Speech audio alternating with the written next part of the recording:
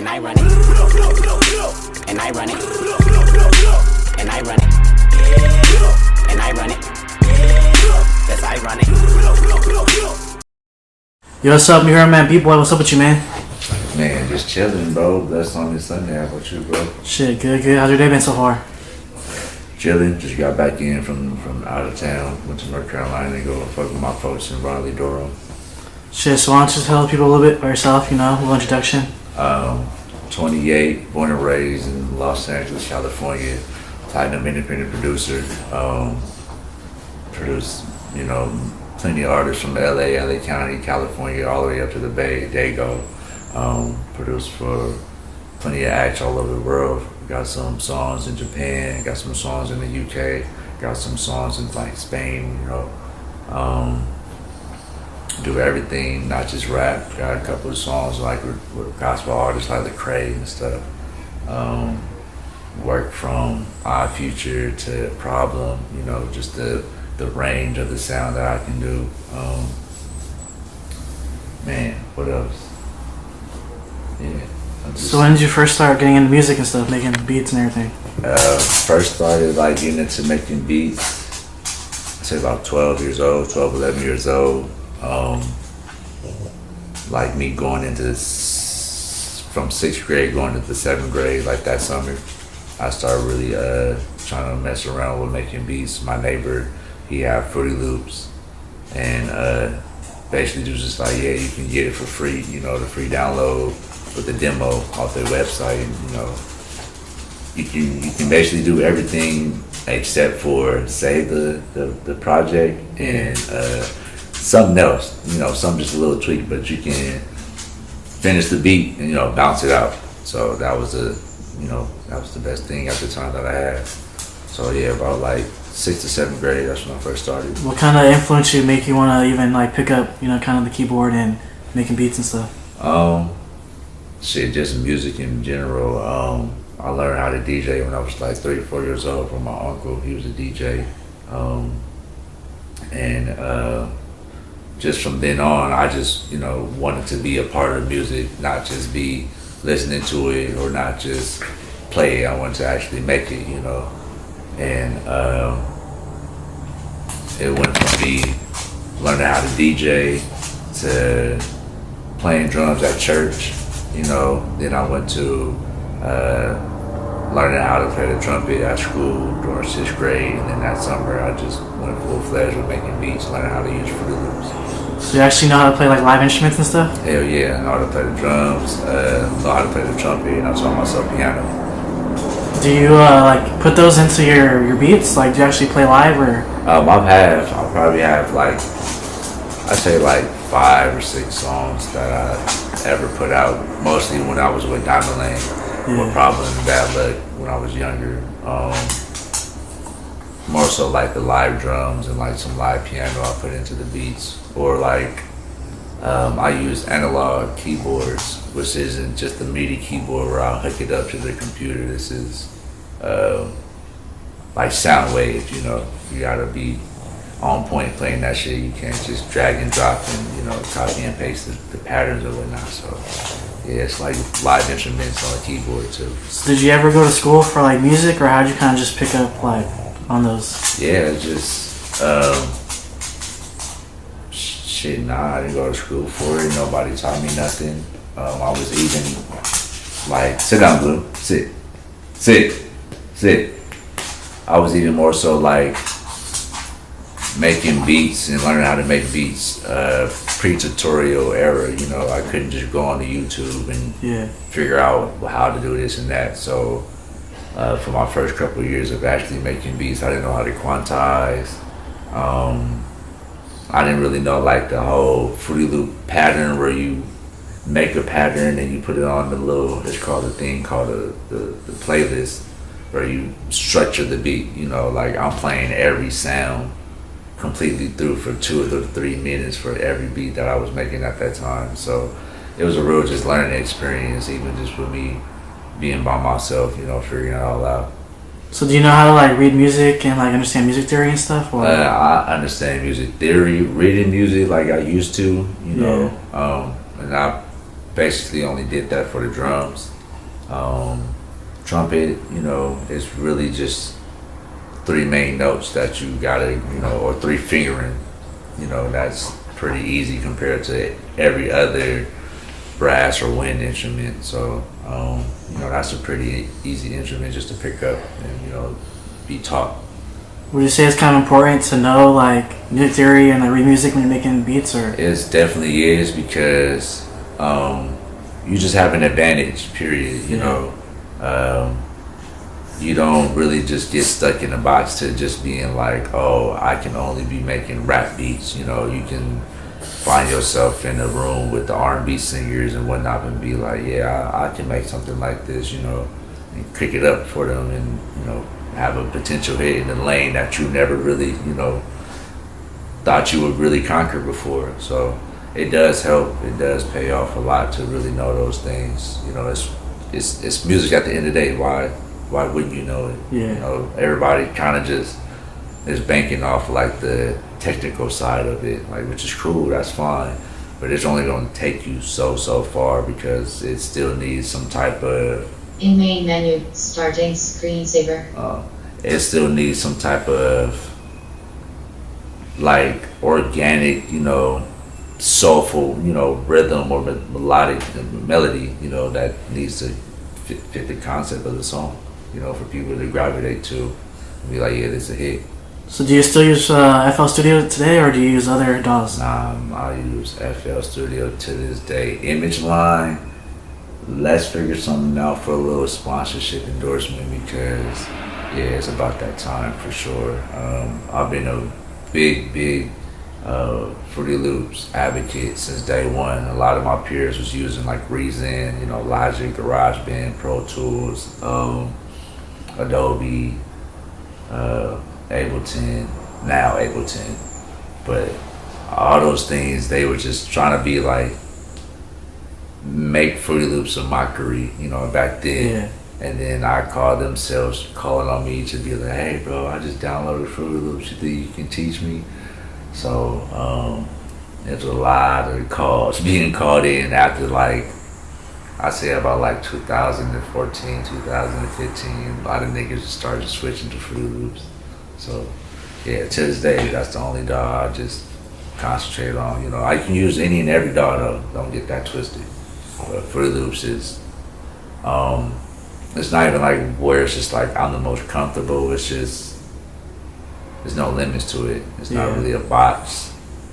You can, have no type of quantization and have an option of a swing, that all that matters when you're a real musician, because you're playing at the end of the day with like your heart, your heartbeat. That's the real meaning of BPM, beats per minute. So that's what, where that shit really comes into play. How long would you say it usually takes you to make like a beat? Honestly, it depends, but just on the fly, I say between 5 to 15 minutes. If it's like some complex shit, maybe 30 to like an hour, but definitely no longer than like 30, 20 minutes at all. You feel me? Do you like making like just like not kind of random beats, but like just like regular beats, or do you like make beats specifically for artists? I would rather make beats specifically for artists, but then I have to be with the artist, or like they have to like let me know what they want, so we can be on the same page and have the same vibe. But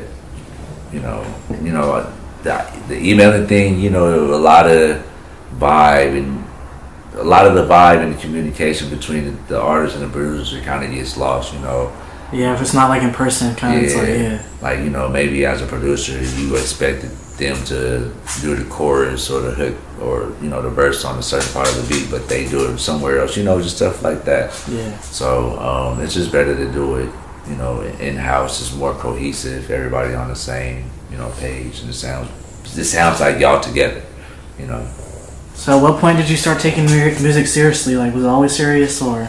Honestly, it was always serious, because I just felt like I was so attached to music. This just had to be just it, I had a a super duper love for music and a God-given talent. Like, you know, I didn't go to school, I never been taught. I can't even say my friend that put me on to Fruity Loops, like, he never even taught me nothing, you know, for the program. He just told me where to download it and, you know, shit, give it a go. So, yeah, that's how it really is. So what artists did you grow up listening to? Man, you know, the whole West Coast scene, Snoop, you know, 213, you know, that's kind of, you know, without being said, but besides Cali, I was a big Neptunes fan, you know, I tuned into them very early, so my first album would be Buying It by myself was the NERD Fly or Die album, and the Slim Thug Already Platinum album, you know, that was executive produced by Star Trek and Neptunes. So, you know, shit like that, like I really grew up on that type of, you know, those type of projects and stuff. Would you say they have like an influence on your style or anything, like in a way? Most definitely, you know, I really enjoy making like big whimsical beats, you know, with a lot of live instrumentation, like heavy bass and drums. But at the end of the day, you know, it's, you know, something catchy that anybody can, you know, catch a flow to or make any song to. It doesn't gotta even be some well thought out, conscious, you know, just something quick, you know, ratchet, some shit, you know. So I take pride in that type of time frame of music for me to have to be my influence. You feel like it's kind of like a lost art in a way, like live instruments, people using them and beats and stuff? Yes and no. I say no just for the simple fact that everybody nowadays just be so into using loops and samples. Yeah, I feel like the 808s and the hi-hats are all kind of just like click beats, you know. I can't even lie, it's a lot of just beat makers nowadays versus just producers because they just going in, you know, clicking some stuff and dropping MIDI hi-hat rolls that was already pre-done, and you know, it's definitely a work smarter type of situation, but it's still just like you can tell when shit is copy paste or just clicked in and not just really like, yeah, this is some original, like just straight from your brain, your imagination type shit, you know. So you really have like an ear for like loops or stuff that's been done already, or stuff like that? I tend to like really stay away from loops and samples, bro. Like I've had my heart broken one too many times with me dealing with a song with an artist and we can't get the sample cleared, and that'd be a song we all just fall in love with, when obviously something that can be a potential hitter, and it just be like, damn, that's unfortunate. Like even when money come into play, like that don't even be an issue, you know. Sometimes they just don't want to clear the song, they don't care, you know, for who it is, whatever, you know. So if I run into those issues, like I'll try to just reinterpret a song by myself and replay it like that. What was kind of like your reaction when you had your first like major beat? Let me see. Like major as in like, does like major like known like streaming wise, just like your major kind of first major placement? I say my first legit major placement was a Problem song, Problem and Bad Luck, Twerk. Just for the simple fact that I made the beat and the song in like, you know, a day or two, and see it go straight to Power 106. You know, it didn't go nowhere else. DJ Felly Fed was still the DJ at the time, and he did the world premiere. He ran it back twice. The funny thing is, I was actually like driving to my grandparents' house. I was using my grandpa's car at the time, and I'm playing it on my phone, you know. And I'm about to turn on my street. My boy called me.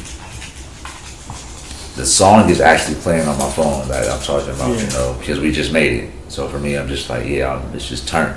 So I declined the call.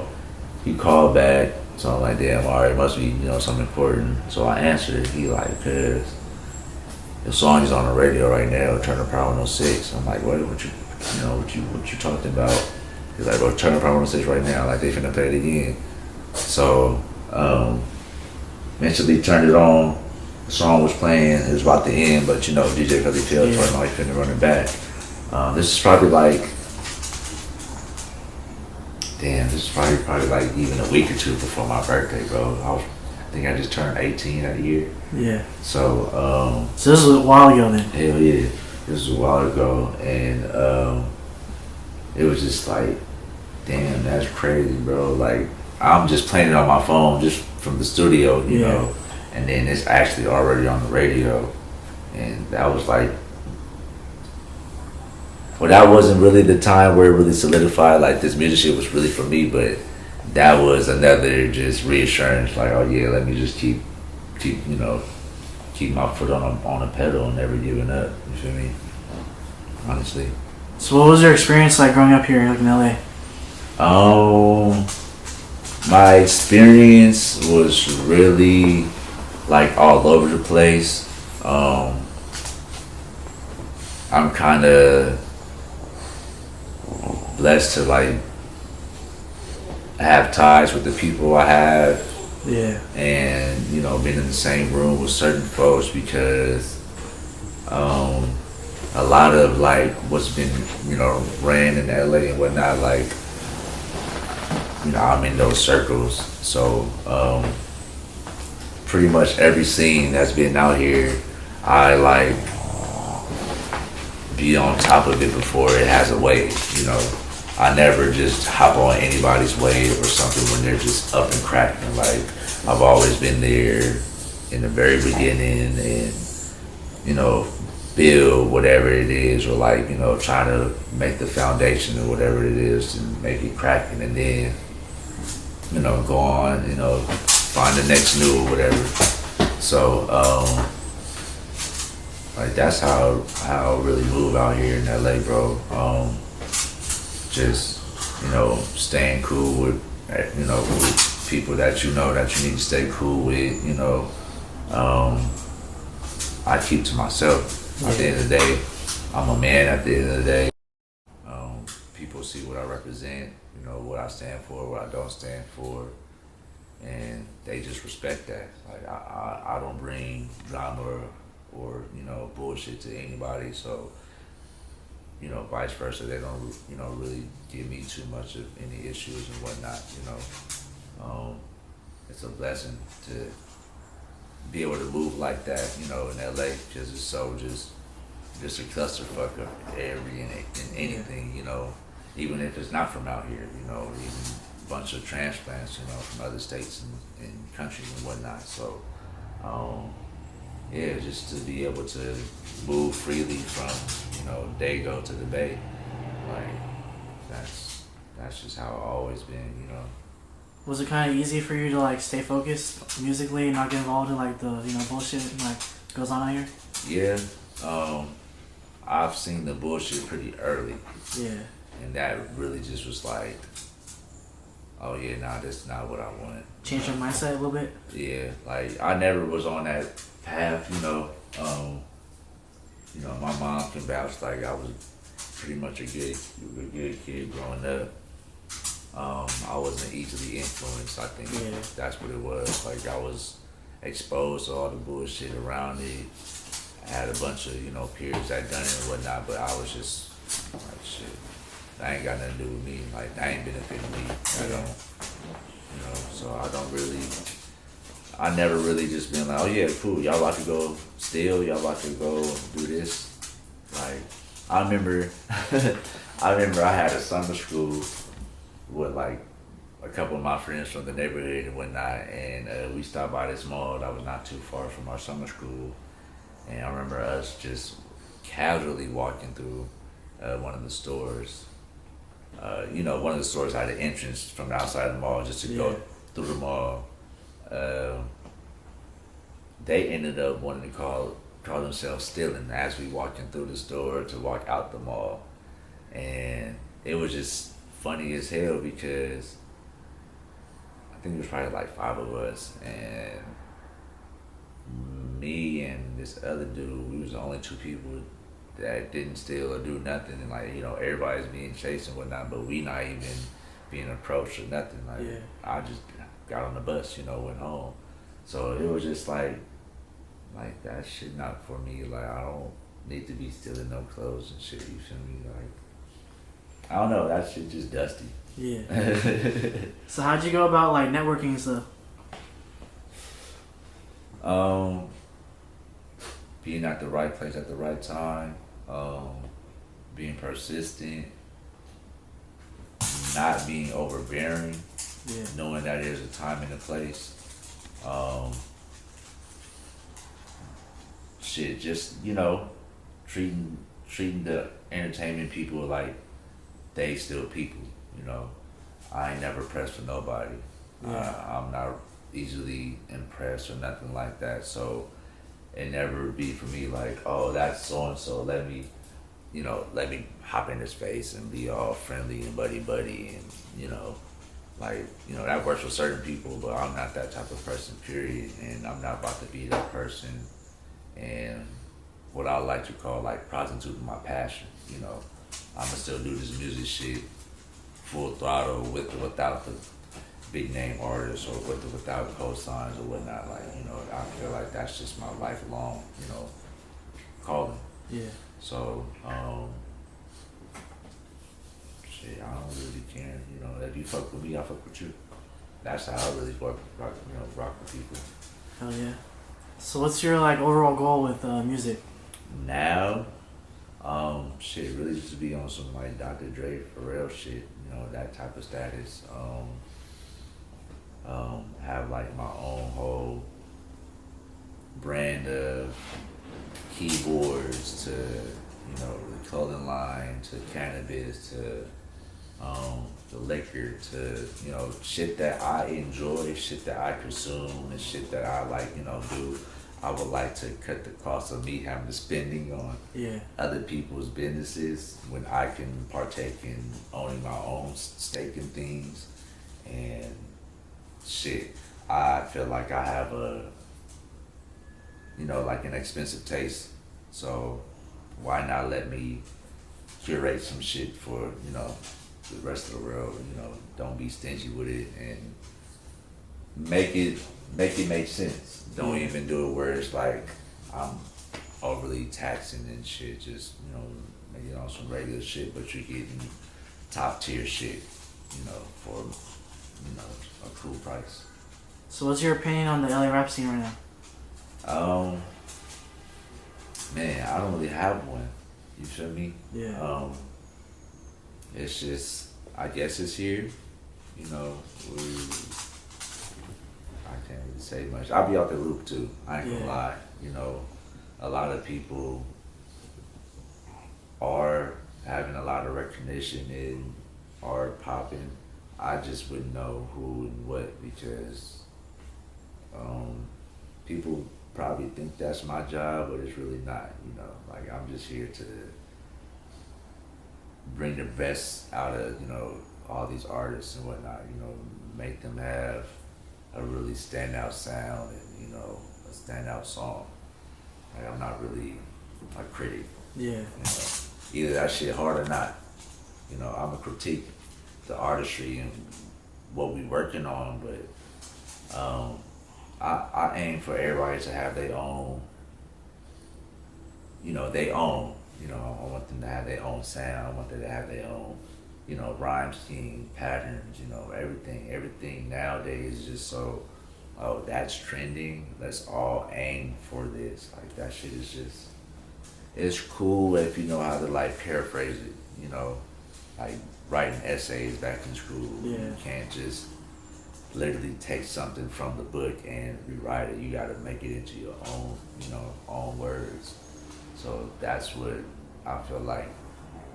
If I had an opinion, that's what the LA scene needs. Just everybody to just buckle down to their own, like, they shit, Just find their own kind of sound.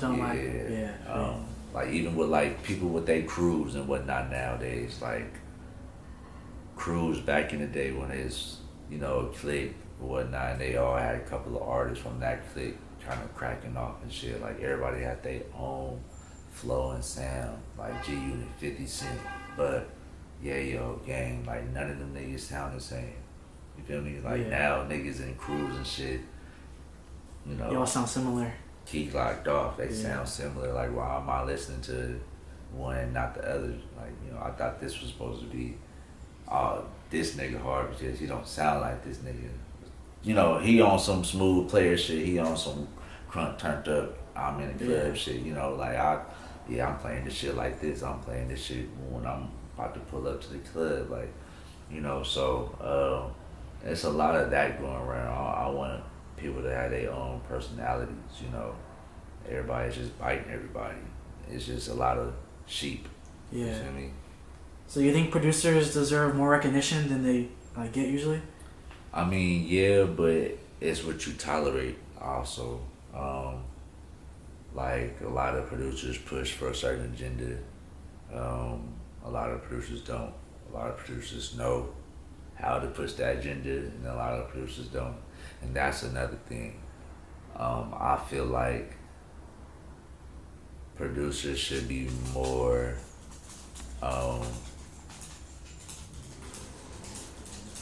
like giving up the upper hand from these people that know the shit, you know. Like a lot of these cats going into these situations knowing that these producers, beat makers don't know whatever that they know, and just play them like that, which isn't fair because this isn't something that's taught. You're not necessarily taught the music business. Like maybe you're taught the music industry, maybe you're taught music.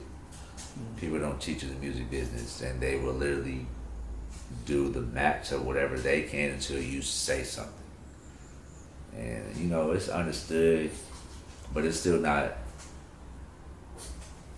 We get cheated out a lot, you feel me, more than even the artists. Like there's artists that be in the fucked up deals and shit, but at least they're this type of, you know, they're artists, so they gonna give this bigger upfront and back end regardless, you know. So would you say it's up to the artist to kind of give the recognition to? Hell no, it's I mean, yeah, recognition, yes. It's definitely up to the artist to get the recognition because it goes to a point of supply and demand where everybody's trying to mimic this artist, but there's not too many of this artist type beats on the internet. So it's kind of like, man, where can I get these beats from? Like these are some exclusive ass beats. So that's where you as a producer need to be like, all right, cool, I need to just flood the market right now. Like make 10 similar beats like this, you know, and just start dishing them out, you know, selling for the high, selling for the low, selling to somebody weak, selling to somebody hard, you know, it doesn't matter. That's how you really get cracking. That's when you can figure out, like, all right, this is one of my signature sounds. I know I can make a bankroll off this shit, like boom. But yeah, you just gotta you know, play around with it, like push your agenda with people. Where can people find your like music at, your beats? Where can people hit you up at? I've been having identity issues because there's another Beatboy. It's a Hispanic artist. So when you do look up Beatboy, sometimes I pull him up, but like my songs and such is on his profile and vice versa. Like it's weird. Yeah. So right now my website is beatboytaught.me.com. All I have up there right now is a playlist of my album New Dre that I released in 2020. But it's gonna be a fully functional beat store. I'm gonna have subscriptions and packages to it. You're gonna be able to buy drum kits and like loop kits and whatnot. So everything is being done from scratch, you know. All I paid for was the domain. I didn't go to a secondhand website to, you know, build a website. My boy is actually, you know, coding everything, and it takes a while. So I'd really say that'll probably be done like at the top of the year, 2023. You know, probably launch that then. So pretty much beatboytaught.me.com. You know, you can go there right now. It's, you know, live and ready. But just to buy beats and whatnot. It's not up yet. So you can. I'm trying to get my old Instagram back. It's Beatboy taught me my new Instagram. Um, we have our album Playboy, but we sitting on it right now. We're doing the finished touches. I'll say we probably drop that next year. What else? I don't really like to speak on much because it gets to a point where I just have a lot of shit get done, and then a lot of people sit on things and they come out like 2 years from now and shit like. Because I mean, it's up to the artist to release it, right? Yeah, So, the artist and the label. If I don't have it for my own sake, so just shit. I'm gonna have a lot of shit dropping soon. You know, I'm always working independent or major. It doesn't really matter. I'm always just gonna be dropping some shit. What's some advice you would give to an upcoming like producer or someone getting into the music industry? Man, it's hard. Don't quit. Be persistent. Be consistent. That's the number one thing. Be consistent. Because it gets to a point where you will become undeniable. Because it'd be like, damn, all right, we seen him or her go through every situation and overcome them, and go from the minor league to the major league and still stick around, create a career off of it, you know, quit their job or whatnot, or if they, you know, if they don't have a job, just, you know, full-fledged do the music shit until that shit's, you know, paying out for them. So, that shit can happen to any and everybody, especially nowadays. It's more so easier for you to just drop some stuff and put some money into just recouping more money. You know, you gotta make money, you gotta spend money to make money sometimes. So, you know, having a playlist. So you think promotion is kind of key? Yeah, it is for the most part. You just gotta figure out what type of promotion. Yeah, how to promote it. Yeah, you know, everything ain't for everybody. You gotta find out who your group of fans are, or, you know, how they consume your music or whatever you're selling, you know. So, you know, it's that whole customer's right situation, you know. I let people know when they try to buy stuff from me, like, pay up front, or either do like half, you know, whatever. But if you don't like whatever I'm sending you, whatever, I'm instantly sending your money back. You know, I've never been the type to have somebody send me some money for something and then I just, you know, you gotta wait a day. You know, that's just not good business. You know, you wanna have your name ring, just shit. Them same people come back a couple of days later. You know what, bro? I'ma just buy that. Like, you know, let me just cop that. Like, all right, for sure. It's in the money. You know, it's good. It's green. Like, you don't make it difficult. You just let them, you know, decide if they want to fuck with you or not. It should be just organic. What's something you learned later in the game that you wish you knew from the beginning?